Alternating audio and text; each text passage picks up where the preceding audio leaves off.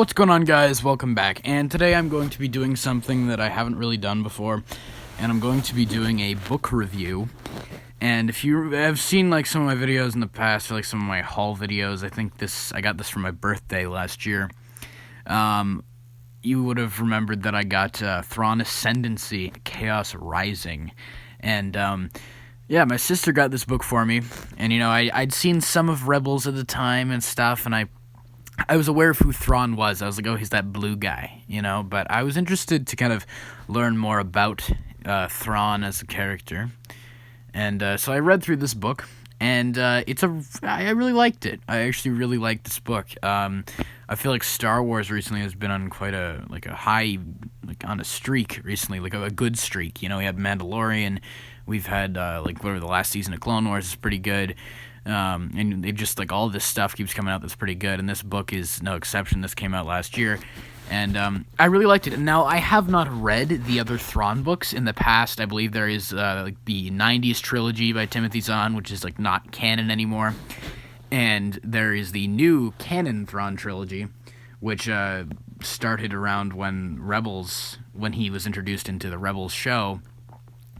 And I haven't read the other ones. I've just started reading. I'm 6 or 7 chapters into the first Thrawn book of the new canon Thrawn trilogy. Not this one, but the start of the other trilogy.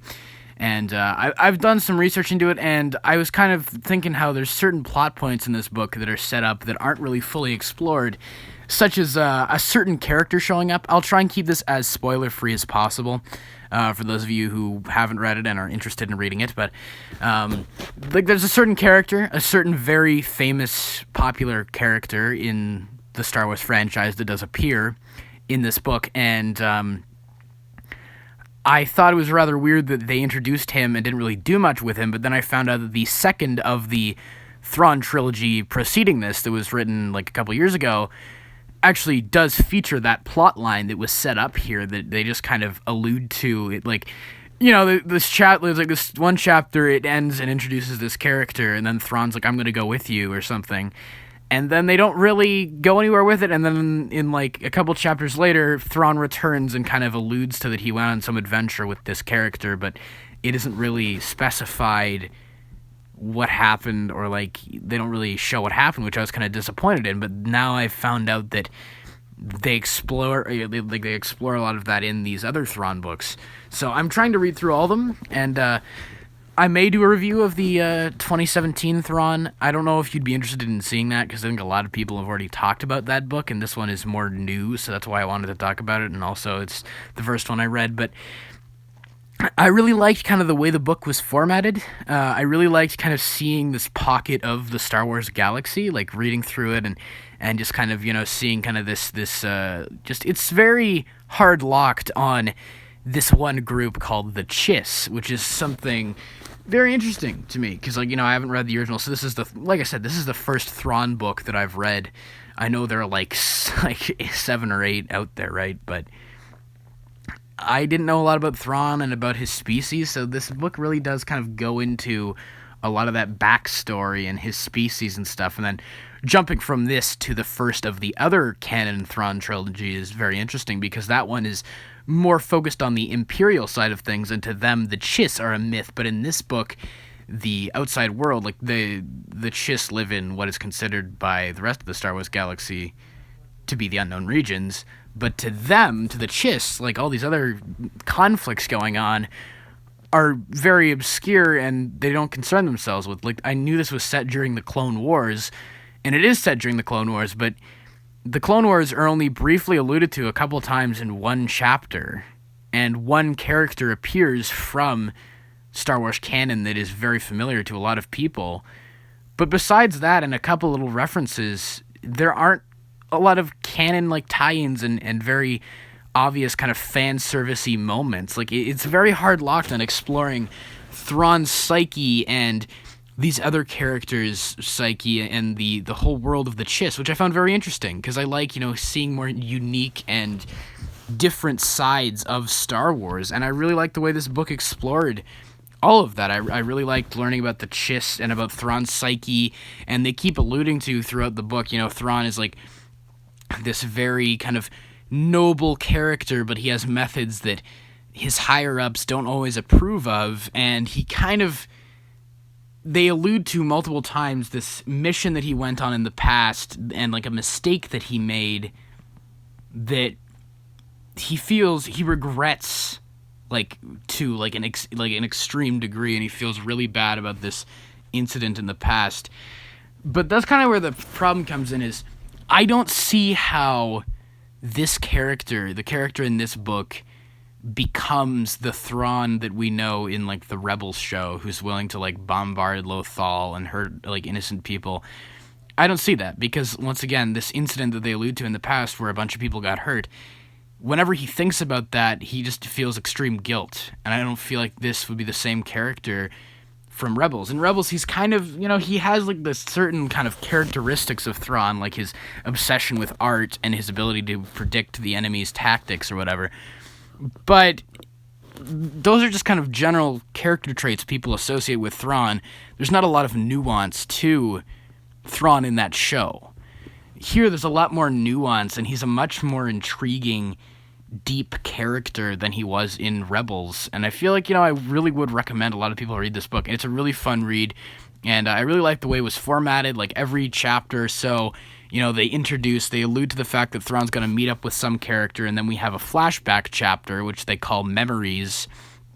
So there's like 23 chapters, and I think there's around like the same amount of memory chapters where we kind of have a flashback and we find out, a certain like part of Thrawn's life or something that happened in the past, or how he met a certain character. So then we come back to current time and he's asking for that character's help, or he's teaming up with that character.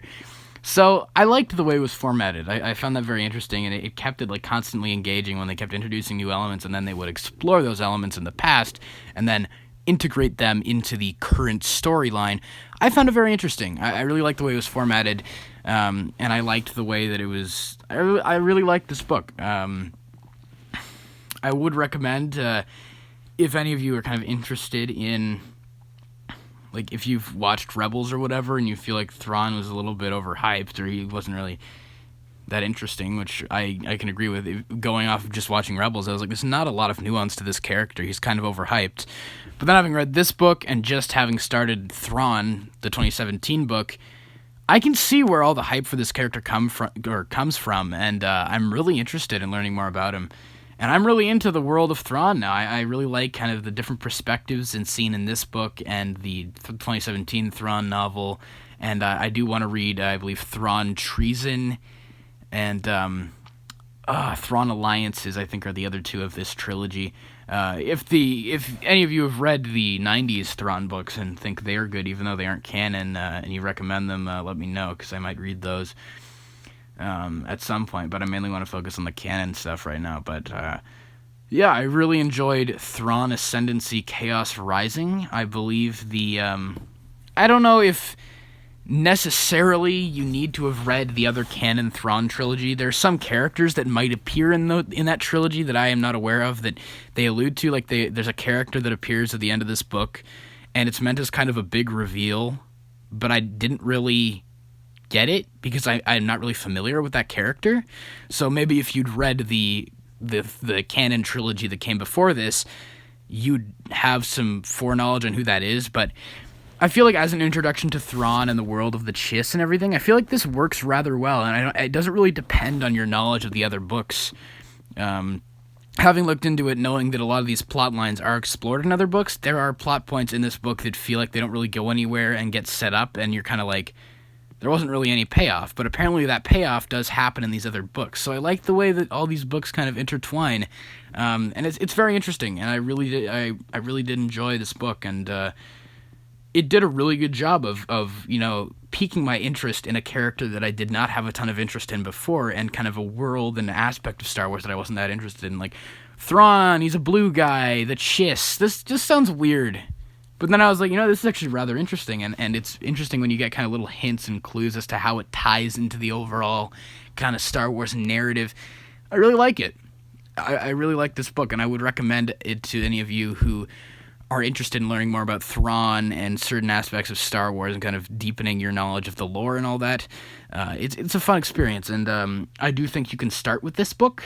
I know that the second book of this trilogy is coming out in April, so I do want to purchase that and read that as well. So I want to try and read through both of these trilogies. But I don't think you need to have read any of the other Thrawn books necessarily to get into this.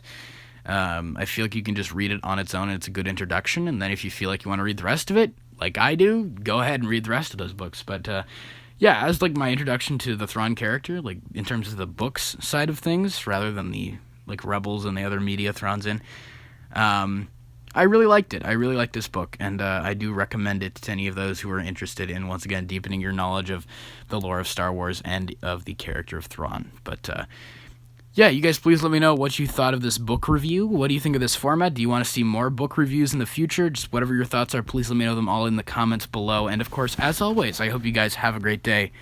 Take care.